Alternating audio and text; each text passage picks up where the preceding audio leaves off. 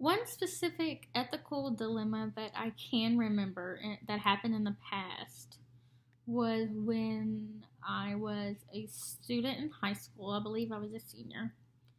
And when my parents were growing, a little backstory. When my parents were growing up, they didn't come for money. They have both worked to get where they are now, and that's something that they kind of have instilled in me. Those values, and it's something that I'm very grateful for.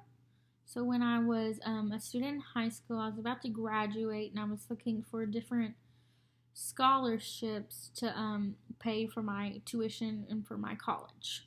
I didn't want to have to put all the burden on my parents to have to pay for the tuition, especially because how expensive college is now to go. Even though I'm an only child, it still is expensive.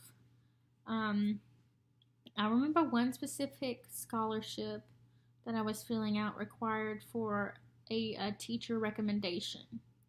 And I knew when I was filling out this scholarship, I had one teacher that I really, really wanted to give me the recommendation. I remember I went up to him one day after school, after class, and I was like, hey, is there any way you can write a recommendation for me for the scholarship? It's something that I really would like for you to do. It's a scholarship that I'm very interested in and would really like and would really benefit me. I remember him telling me that he was really busy with finals, papers, etc. That he would try his best to do it for me. I know days went by, and I ended up stopping by his classroom again after school and seeing if he had a chance to write the letter for me. And I told him, if you can, it's no big deal. Don't worry about it. I can find someone else.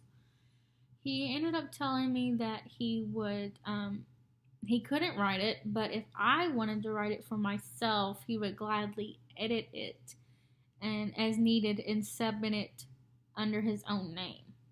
And when he first said this, I remember I was uncomfortable with the idea of writing my own letter and doing that. But I remember all I could think about was how much I really needed this scholarship and how much it would benefit me.